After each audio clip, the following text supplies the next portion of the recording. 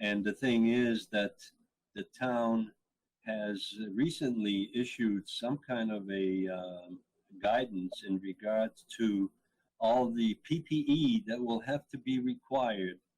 And I believe, and I'm not sure right now, but it's $56,000, I believe, a week for the PPE that the teachers and the administrators will need from the state to recoup those costs.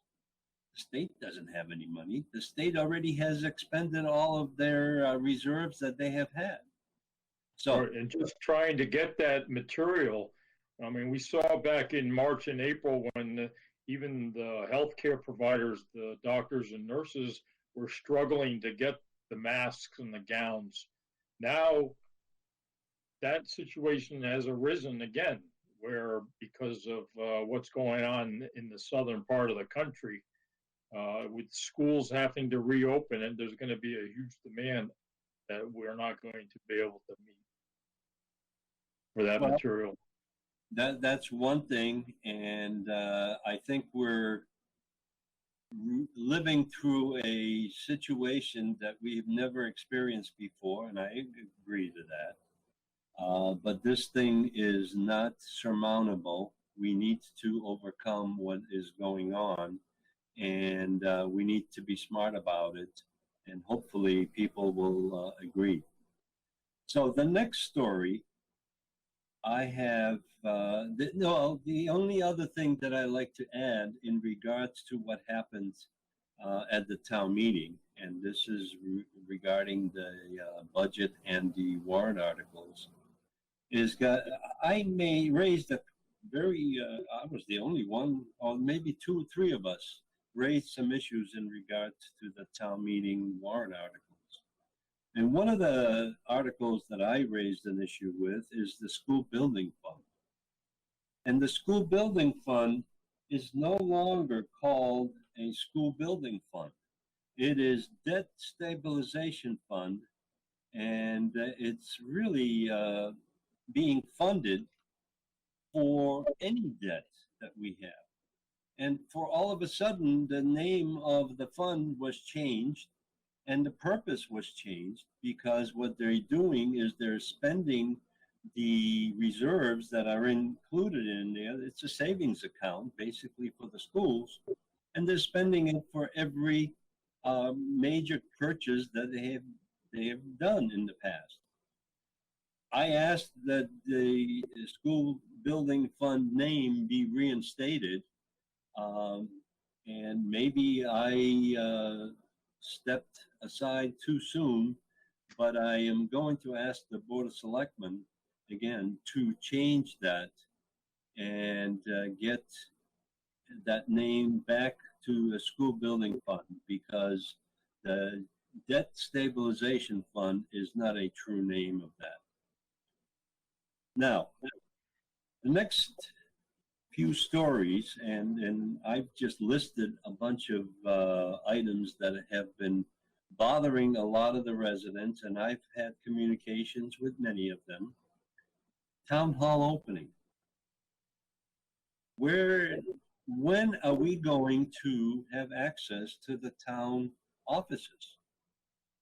When are we going to be able to discuss our issues that we have with the bills and the planning and the other boards that we have in town? It seems like the only thing that I've heard was that there was a reply by the chairman of the board that don't expect it any earlier than September. So what sense does that make? I mean, they had the town meeting. The town meeting was open, and we accomplished what they wanted to do, but the town hall is not accessible. Matthew? Yeah. Well, you're correct. So technically you're supposed to be able to get in if you make an appointment, but if you go on the website and you look for the numbers for any specific offices, they only list like the directors of the departments. And then if you call that number, I found that the mailbox is full, and So just trying to reach somebody to make an appointment is almost impossible. I did end up finding a mailbox and I left a message, and then later someone called me back. And when I went to town hall, I had to wait on the front steps for the person to come down so I could hand the material to them. So I wasn't actually allowed inside. So I think it's the process is kind of convoluted. You should be Well, able to get in, and it's not just me. Other people have voiced the same, same situation where they can't reach anyone and they can't get inside. So it's not really open. The doors are locked, and if you can't reach anyone to make an appointment, how are you going to get in? It's just it's a silly situation, I think. well, the next item I have on the current issues here is school reopening. I have information in regards to school reopening, and I have a report here that says, given the current low transmission rates of COVID-19 in the state and pursuant to emergency regulations recently passed by the Board of Elementary and Secondary Education, we are asking districts and schools to prioritize in-person instruction, Riley said. Specifically, we have asked districts to focus on assessing the feasibility of bringing back students in person, and those feasibility studies should be taking place in your districts now. But Riley also asked districts to avoid making public announcements about reopening plans until early August, just weeks before the start of the school. The reason for waiting, he said, is included possible new funding and any change in the state's COVID-19 transmission rate. So our education system is, again, dependent on state funding. So what are we doing? I mean, are we educating our students or not? Matthew? Yeah, I'm kind of wrestling what a possible solution would be for September. So there seems to be a rush that we're going to get the children back in school, and especially the younger ones, so elementary, middle school, because they seem to have a very low rate of infection. But the challenge is for the teachers, right? So some of the teachers are older, 40s, 50s. They're not going to be willing to go in and put themselves at risk, I think. So right now, it's this past spring, it was all at home online. So maybe we need to do some kind of hybrid where we cut the classroom sizes in half and we do alternate days where students come in. So we do need to get this in-person schooling back on track, because otherwise we're just going to have another lost year of teaching. That's right. And the other item that I'm really concerned about is the library reopening. Why is the library locked up and not available to our general public? Because they're asking for access so they can go and get materials.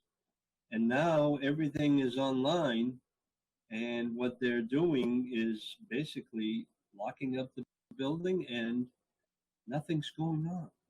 Yeah. So the library needs to reopen as well.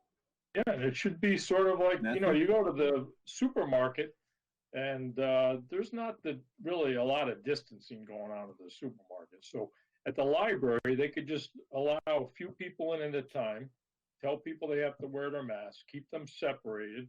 So it's not an all or nothing situation. It can manage having people come in, just keep the head count at a respectable level. Well, the next item that I've identified on here is the senior center. That is locked up tight. They won't let anybody in except the workers that are in there. I mean, what are they doing? This is unprecedented. I also identified the municipal light board meetings. That was my favorite attendance to a meeting in town offices. Those And are water and suspended, aren't they?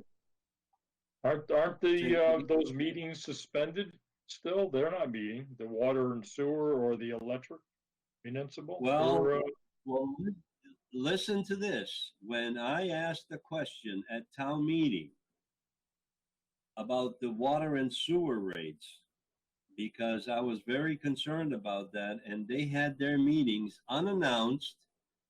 No public was ever advised that they were holding the meeting, and they said that they raised the rates by 5% combined, sewer and water. So these meetings are going on, but they're no longer public meetings. They're secret meetings. So one of the things that I'm very concerned about is that a lot of these organizations, these committees, and everybody else is holding their meetings, and they like it that way because there's no public input. There's nobody watching the shop. Yep, and this could go on for months or even years. As long as there's that state of emergency, things could just be public access could be suspended indefinitely. Well, we'll get to the state of emergency because that's another issue that I have, and you and I have talked about that. But the one thing that really struck me as being very interesting is tax collections and bills are going out because they want the tax revenue from us to support the functions of whoever is in town hall, who's ever working in the DPW, and whoever is working on the safety organizations, fire and police. Fire and police have always been very good about things, but what are we doing about the rest of the town? The town hall is basically loaded with management staff that I don't know what they're doing. Lack of transparency and access to press. That's another thing. Everything you read in the papers or that's comes out as news is basically planted by the town hall. The town hall has a policy that no one will speak to the press unless it's released through the town manager's office. That's ridiculous. Legislative actions, police control bill, mandatory masks, police state government, town enforcement. What are we doing? Recently, we have been hearing in regards to the legislative actions that the House of Representatives and the Senate in Boston have issued new bills in regards to control of the police department. Why are we impacting the police department? Our police department is accredited, and it's been accredited for many, many years, and they have done an excellent job. The state wants to involve themselves in town, police departments. Get out of our way. Let the town handle the police. This is our police department. Now, lack of interest by residents and no input to the governing boards. We'll get to that in a moment because that's a subject that's very dear and near to your heart, Matthew. And correct. And what? That's correct. That's correct is right. Town manager's declaration of emergency and the conduct of public meetings. They're using the governor's edict that he's issued back in March, and the town manager rubber stamped the same issue to the townspeople that everything the governor says goes. The town appointed committees and boards. Why are they reluctant to conduct business in a public setting? Why are board meetings inconsistent in their setting and access to the general public? public is concerned as to the favoritism of these committees. These committees are dysfunctional and enjoy anonymity on television. No input allowed or never read into the record. So, Matthew, you have your concerns in regard to several of these boards. I have one with the Board of Selectmen. Every time you watch their meeting, it's so mumbled and so, unintelligible that they might as well not have those meetings. Matthew. Yeah, there's definitely a problem with the audio. But I have to give credit to the Zoning Board of Appeals and the Selectmen for making the effort to actually meet in person and allow the public to attend the meetings. At least they're making that effort. There's other boards and committees and commissions that are not doing that the public is only allowed to submit emailed questions, or they can call a number and talk to an intermediary. Meanwhile, the applicants or the guests of these boards and committees have unfettered access to have a real communication or a real conversation like we're having right now. So the public is being shut out of the process. It's no longer a democratic process.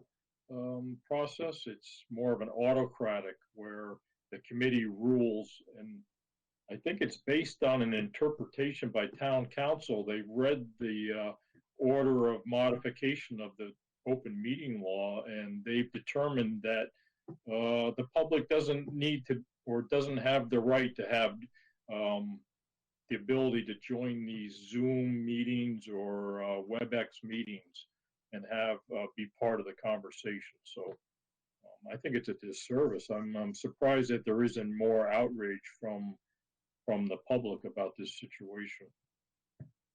It seems like the public is basically acclimated to the situation and they don't care. But listen, this is just the beginning of what they're trying to do. They're trying to suppress the access to general public comments because they don't want to hear them. They like it the way it is now. Oh yeah, and the applicants are having a field day with some of these developments and other projects that are being that need to be signed off by the town. They don't, there's no there's nobody. Yeah, there's nobody that's confronting them and making them explain what they're trying to do. So, I think down the road maybe the public will realize what a mistake it was to allow this situation to exist. Because again, it could be for months or even even into next year. We don't know the duration, and so we need to address it right here and now. The one thing that very much concerns me is that Municipal Light Board and the Water and Sewer Board, basically those meetings are held without any announcement or posting of the meetings that are supposed to be on the bulletin board in Town Hall at least. Now they don't even post them on the internet. Yeah. So that's been going on for the last 3 months, I believe. I noticed the bulletin board was installed outside the east side of the town hall along the side there, but there's nothing inside it. I think that was maybe that's an effort to actually post the public meetings, but there's nothing inside that device. So right. Maybe it's a work in progress. It's a motion that they feel like it's illegitimate holding these meetings, and they do have to post the meetings so people from the general public know that these meetings are being held. And it's illegal what they're doing. The problem is that nobody's challenging them because even the courts and the Attorney General and the superior courts in this state are shut down for the convenience of the government, because the government can do whatever they want, and they haven't even opened up the courthouses. Now even the prisoners are complaining because they're being held in jail for length of time without a judge, bail. Yeah, without bail, right? that's a constitutional issue, right? The right to a fair and speedy trial. Absolutely, and that's one piece. But there's also filings that have been made in regard to stop the governor from doing what he's doing to the Superior Court, and none of it has been heard because it's just languished in the paperwork that's being passed by electronically back and forth, and they don't know what to do with it. And the judges are asleep at home. Yeah, they're on vacation. Everyone's on vacation. Well, we've been on vacation for too long. This needs to change. And we need to recapture our civil liberties and constitutional freedoms. Why do we need 1,000 trackers to report on the COVID-19 infections to track our citizens for the government or for our governor? Why are we hiring these people?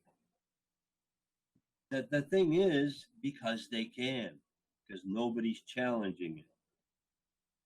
All house confinements, and I had to change my words here because I have been criticized for using all house arrests, and quarantines are imposed by the governor and town manager as voluntary, and we are voluntarily obedient to our elected dictators who are asking us that we abandon our liberties and religious commitment. We are dedicated to stay in hiding in our bunkers without means of earning a living and feeding our families. We are held hostage in our own homes with no end in sight. This is the fallacy of what's going on. We don't know what their plans are. They don't have any limits on their dictates and directives. We are now being threatened with legislative actions by the State House to legislate the wearing of masks. That was issued, I guess, earlier this week. This legalization will commit us to wear the mask as a symbol of submission to our elected officials and will include a $100 fine for not complying. When have we become a dictatorship?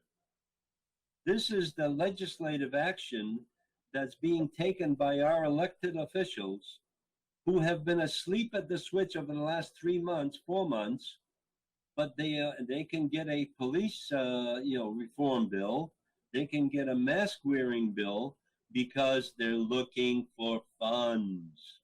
They're going to charge us $100 everywhere we go so they can replenish the tax revenue that has been lost.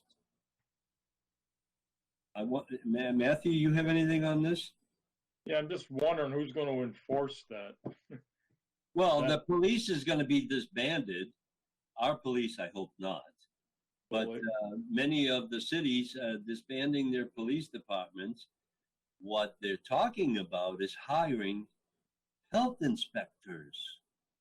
This is the brown shirts that are coming in. They're going to impose this on us.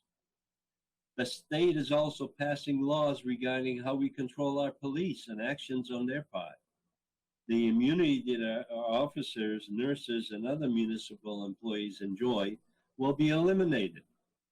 How can they do their job and be liable for their assigned activities? Their jobs are now defined as essential. So now you're making me cough here because this is hard to swallow.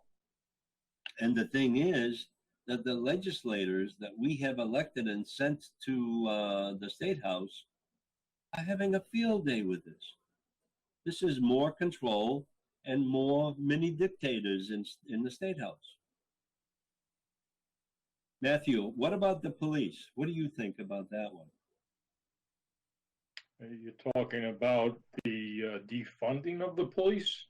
No, the reform that's in this legislation they have just passed in the Senate Yeah. in Well, I'm Massachusetts. not really that familiar with it, but I do think that there is opportunity for some modification about the role of the police in society. So, for example, when you have some type of a non-violent situation, do you really need to have, a half a dozen police officers show up to kind of do what is essentially social work? Um, and also, some of the police unions protect rogue police officers that may have this reoccurring issue with inappropriate behavior towards the public. So I think there is room or an opportunity for some reform. I'm just, from what I hear, some of it seems to be a little bit overboard in terms of the scope. Well, the initial passing of this bill eliminated their immunity from litigation because they were protected, just like the selectmen are protected in our town. They don't, they can't get sued. The town has to pay for that. And the police are also protected. But the legislators in the state house are also protected. They didn't remove that. Yeah. And the governor's protected. So if they fail, nobody can sue them, but they are going to be suing the police department. Our department in Danvers, and I remember back in the 90s and 2000s, has been accredited for years. They go through a reaccreditation every few years, and they pass that because they have certain criteria that they have to abide by. And they have been doing a wonderful job. We have not had any issues with our police department because they are trained and they are guided properly. So, yeah, I think you can say that about most police departments, where overwhelming majority of police officers are professional and strive to do the right thing. But like in any profession, you have members who are kind of outside they operate outside the norms, and so they're protected under some of the union laws that are in place. So I think again there's an opportunity for maybe some changes, but I think overall it's especially here in Danvers and in Massachusetts in general, very rarely do you hear about police officers that are kind of you know rogue, so to speak. our officers in this town, and I bet you it's probably up to 80%, are college educated. They pass through a academy. They are paid very well, I believe, and they have the Quinn bill. That's $25,000 a year per officer that the town pays because the state has abandoned that payment, and now it's a payment that the town makes. But they deserve it. They need to be protected from litigation because they have a job that none of us want. And we need to be protected. What do you do when you get attacked by someone or somebody breaks into your home? The first thing you do is call the cops. And they are there all the time. And as a matter of fact, the last few days I've been going up and down 62, and there's a detail over there of 3 police officers. They were digging some pipes up and doing some tree trimming. And you wave to them, you know them. They're local. And they have been very good in our estimation. Now, the one question I have on here is we have to ask why our jobs are not essential, but our elected and appointed government elites are essential. The elected officials will continue enjoying immunity. Where are our elected leaders? Right now, there's nobody speaking up against this immunity that has been proposed, and it probably will pass. What are they running scared of? Why don't they impose the accreditations that have been implemented in our town, in other towns? And they have in some respect. I inquired, and this being a Topics of the Town news reporter, and I have the credentials for that, I inquired about the legality of any actions taken by the town manager in support of the illegal and unconstitutional actions by our government. No response from my invitation. They like it that way. Press is banned from town hall. The only time there's anything released in regard to news or announcements is by the town hall, the town manager. And that thing has to stop, because we have well-qualified police chief, fire chief, DPW director, and we have had senior director, senior center director. We have had those people on our show, interviewed and discussed what their operations are and how they function, so people can get informed.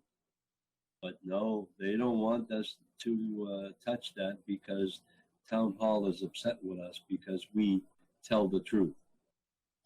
Court actions are also delayed or in collusion with the legislators. All legal cases are not being heard because our courts are also in their bunkers. How convenient. This is what we just talked about. Even the prisoners are complaining. The town has a moratorium on information to our residents. Nothing gets reported unless it is planted by the town manager to the papers and other media. So they don't, I guess they don't trust us. This is a big government attacking our constitutional rights.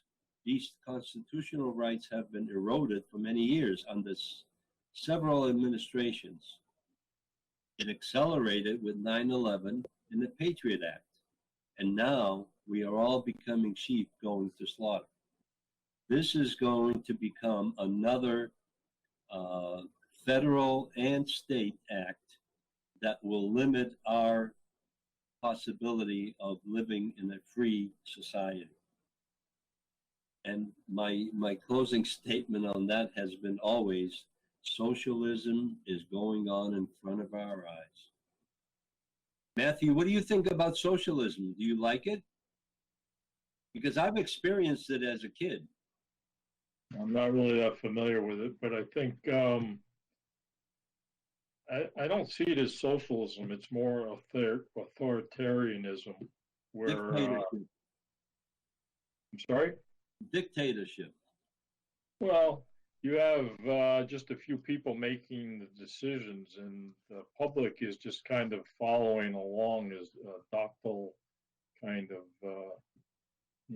sheep. They're just sheeple. So. Sheeple? Yeah, I like that term. Well, my next item on here, and maybe some kind of a recognition of the sheeple status, we need to organize a demonstration at Town Hall and demand our rights from our elected officials. We have had demonstrations at the governor's mansion in Swampscott with limited results. The police, nurses, and other municipal employees are afraid to show their hand. But we are residents and taxpayers. We are able and must stand our ground and demand an end to this police state. And I'm speaking from historical experience, past experience, and current experience. This is becoming a police state, and they are using our corporations, our stores, our municipal activities as enforcement of being masked, for one thing, being masked is a symbol of submission. Now, I know that many people don't feel that way because they feel that they can transmit something to somebody else, but that's not true. We have been living with this kind of virus, whether it's called coronavirus or it's called a flu virus or China virus or Spanish flu for years. So what's the difference? The difference is that they want to control us. Let's stand up for our God-given rights and demand an end to this hypocrisy and future police state. We need to rise up and demand our liberties back again because we are being crushed. And the thing is, maybe what we need to do, and I don't know about you, Matthew, but I'm willing to stand up and organize a demonstration at Town Hall because Town Hall is asleep. They're vacant. And one of the things that David can show right now is a picture that I've used over and over again. And it's a picture of Town Hall closed. And that's exactly what we have. We have a vacancy that continues. Selectmen and selectwomen asleep and hiding in their bunkers. Lack of leadership and direction to the community. When the elected officials and the town managers stand up for the rights of individuals and the residents? We are paying the bills. We are being asked to authorize them spending money. So right now what we have is a few minutes, and I'd like to just discuss our we have one more show that's scheduled for July 30th. And that will be the last show for this summer. And we will reconvene in September, and I believe it's September. I will get that date because we just talked about it. It'll be September 10th, I believe. September 10th will be our next show, but by then, things should have changed. And we need to mobilize and... It'll still be the same. It'll still be the same. No, it cannot be the same because we are getting lulled into submission. No, it'll still be the same in September as it is right now. Well, I hope they decide on what the heck to do with the schools because that is the important piece right now because our kids are getting left behind for the last 6 months. What are we doing? Education has stopped. So the next show will be July 30th, and then we'll be absent or missing in August. But the Board of Selectmen has a meeting on August 4th. So I don't know what will come out of that, but we will monitor that information. And if we need to have a show in August, we'll see if we can schedule one. But right now, that's not the plan. The town hall, like you saw in the picture, is shuttered with no activity. Where are the employees? Who is in charge of the town? Where are the selectmen and selectwomen? They are settled comfortably in their bunkers, protected by the governor's actions. When will the dictatorship stop? That's my final line. And I believe wholeheartedly that this is not good for the town, is not good for the state, is not good for the country. And the thing is, we need to change that. Matthew, you have some final comments because we're coming to a close, and we'll discuss future shows for July 30th. We already talked about it, but any closing comments in regard to what we discussed today? Sure. So So you're right, I think, about the government kind of just being shut down. And I don't know if they're using this climate as an excuse to be able to just kind of operate behind closed doors without much, not accountability, but without much, um, public openness, right? So they may be Transparency.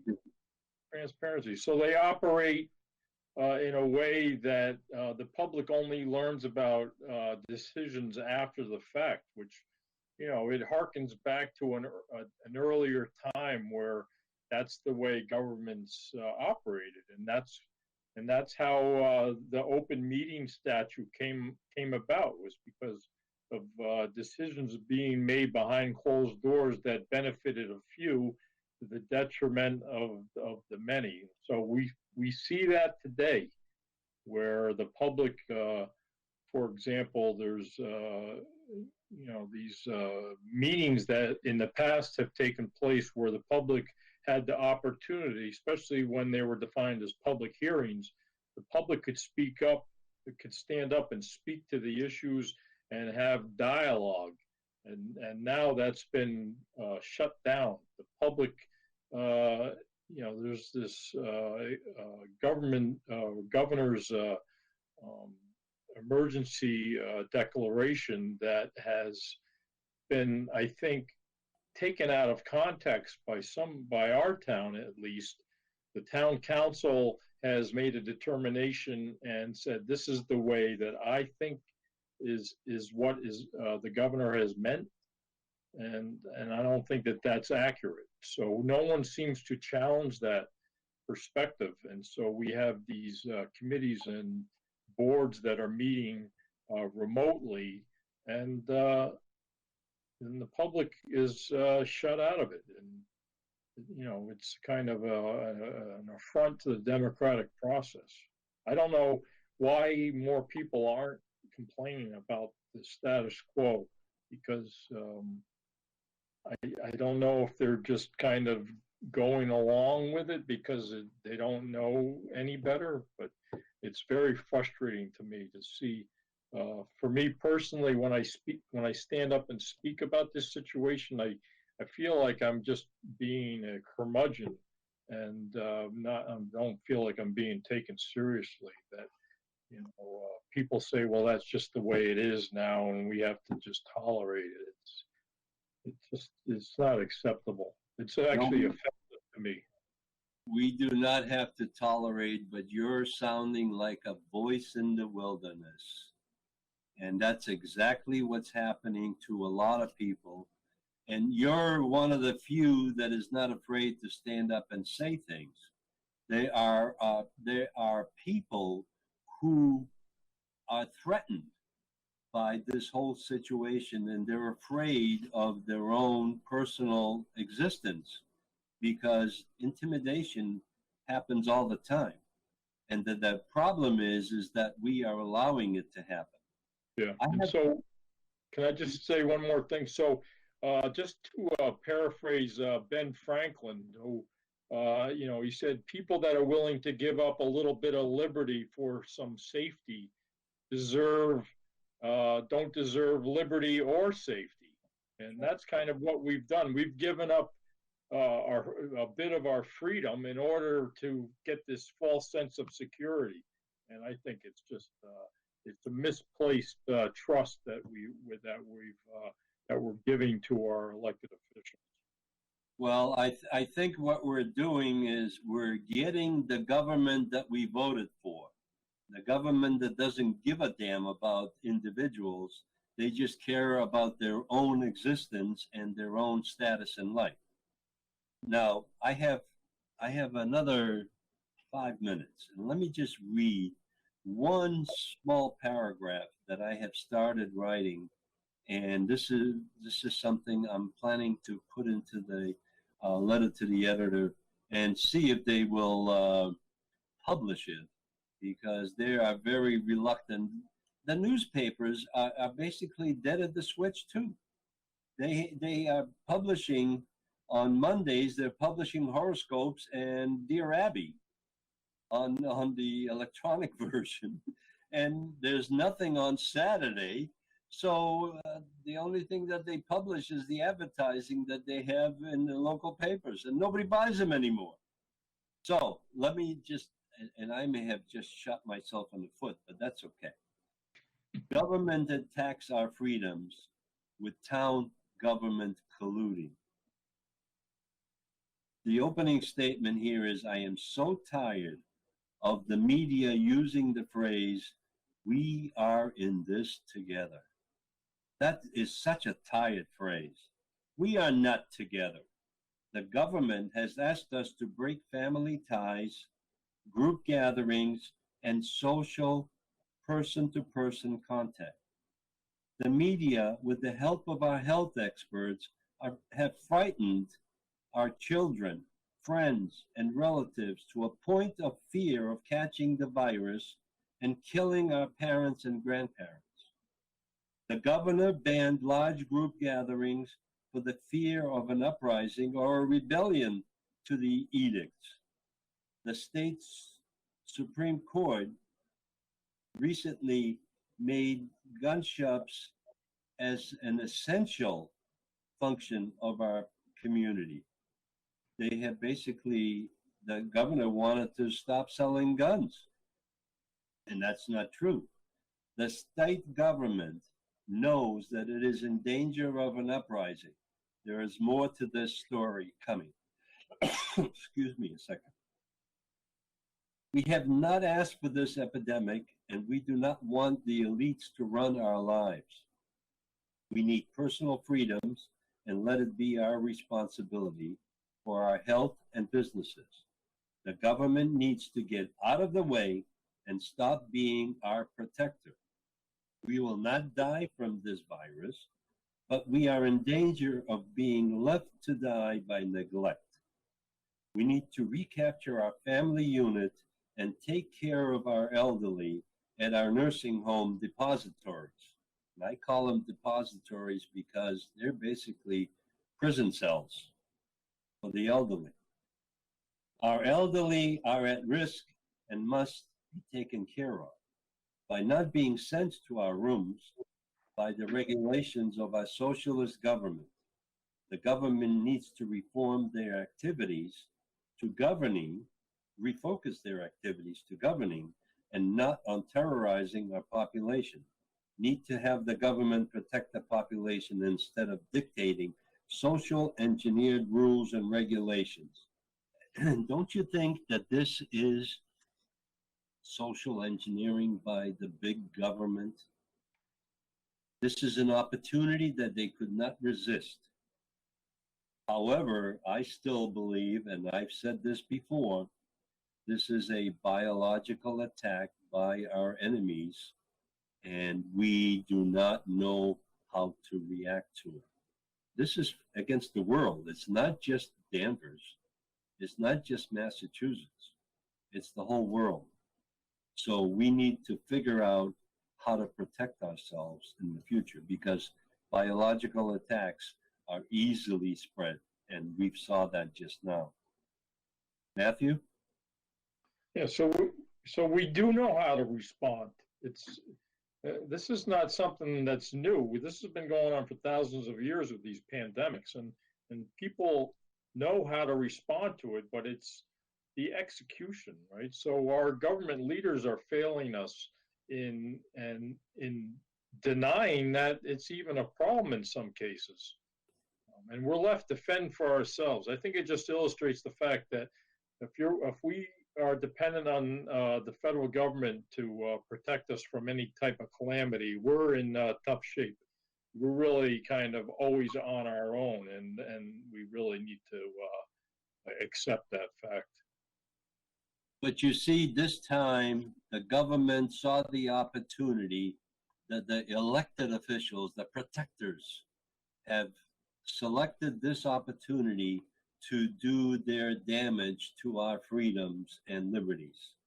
And they are continuing it, and we are allowing them to do that. Exactly. So, we are allowing them. We're just sheeple. We're just sitting back and accepting whatever is dictated to us without any any, you know, any There's dissent. no pushback, no reaction. They just, it's too comfortable to be at home all this time.